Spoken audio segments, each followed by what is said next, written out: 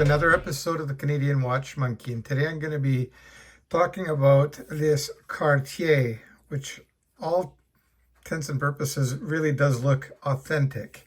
And this one fooled me here. The quality is exceptional. But let me tell you what tipped me off first, okay?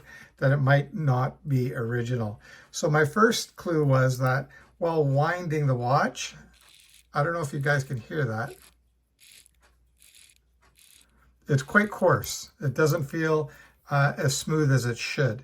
My second tip off was that when I pull the crown out, in the first position, you can see here it turns empty. So there's a ghost date position, they call that. So normally that position would be used to operate a date. And then you pull it out one more position, and there you go. And this will change the time. But if you take a look again, there's something weird going on. And that's that the second hands does not hack. Now you would figure for a relatively modern watch, this could be, the oldest it could be is 2007. That's when the Cartier Ballon Bleu was introduced to the market, that it would have hacking, especially at this price point. This watch is north of $5,000. If you buy it new, you're going to be closer to $7,000 or $8,000. So anyway, so those were some of the things that kind of worried me right from the get-go. The other thing was when I opened the clasp and just checked the bracelet, the outer part seemed fine. You know, it's correct. It's got polished links and it's brushed center links. It's branded as Cartier. You can see that there. Okay, and there. So everything is correct here.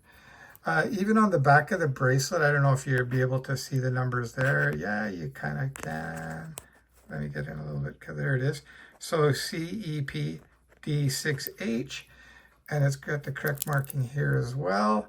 So far we're looking pretty good. All right, so there you go there. And it's got the, yeah, you can see it there. I think it says CHOG. And yeah, it's a little bit dirty. But anyway, it's got the correct markings there. The case back, the print looks good. It's nice and clear. The Cartier doesn't look shaky or anything. You've got a VIN number or number there, as well as the model number, which is 3284, which is correct. Now, I called Cartier, and I gave them the serial number, and they're saying that it doesn't show up on their record. So there's another warning flag. Automatic stainless steel, all nicely done. The screws are nicely done. Everything appears correct. But the thing I noticed was the back of the bracelet, when I run my hands on the back of it, I feel slight sharp edges right with that H on both sides. So right there and there, that should be smoother. And so these were some of the red flags that I had that this might not be authentic. So of course I checked to make sure that the crystal was sapphire. So here's my diamond tester. I'll just turn that on. Okay, and let's take a look. Oh, hang on a sec. Oh, you got to kind of play around with this a little bit. Okay, here we go. Okay, so it's checking out as sapphire, so that's good. The hands are thermally blued. I don't know if you can see that with this lighting here. I'm going to see if there you go. So you can see it's blue, nice, clean. The print is very clean. I was convinced that this thing was real. It was authentic. But anyway, some question marks there. So you're going to see me open up the case back a bit and take a look at the movement. And I'll be editing that in. But what I found was that it wasn't decorated, the movement. There was a plastic bit there, and the Geneva seal was missing. The ETA 2671 notation was missing because the Cartier 073 is a movement or the caliber that should be in here. So it's a Cartier 073, and it uses a base ETA 2671. Now those markings should definitely be on the base plate of this movement. It's not there. And there should be some decoration, a little bit of perlage in that or whatever.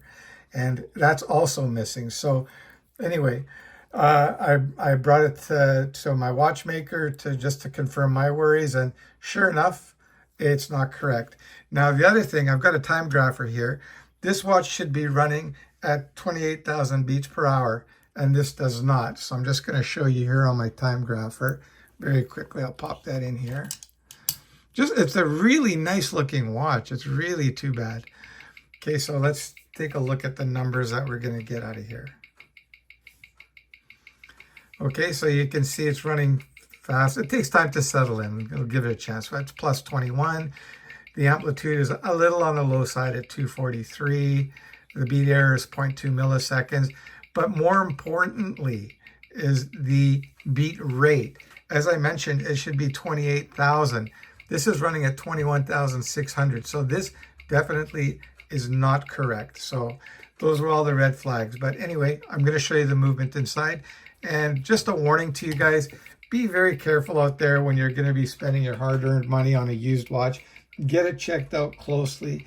Make sure that you can trust the seller. Now, the seller, I honestly believe he had no idea that this was a replica or a clone.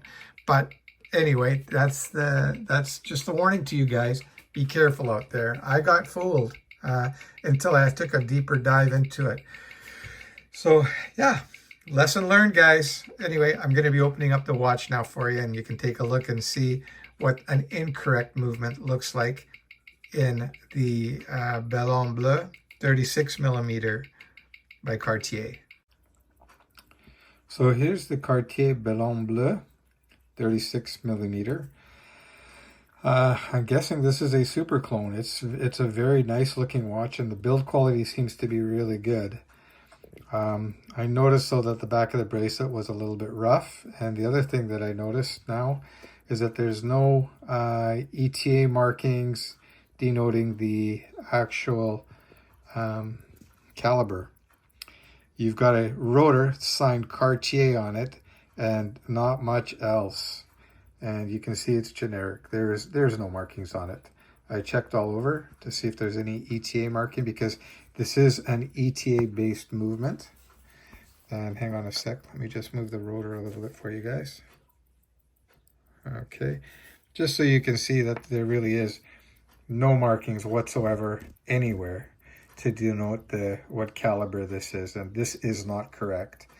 So unfortunately, this is going to go back to the seller, and I do believe that he had no idea that this was a fake. But it just goes to show you, man, like the extent that they go to. Another tip-off was I noticed that there was a phantom or a ghost date. You don't feel anything spinning, but the second position is empty. And that was kind of another thing. And I did notice that the winding of the movement was quite coarse compared to any of my other Swiss watches. So, guys, you got to be really careful out there, man. This almost fooled me.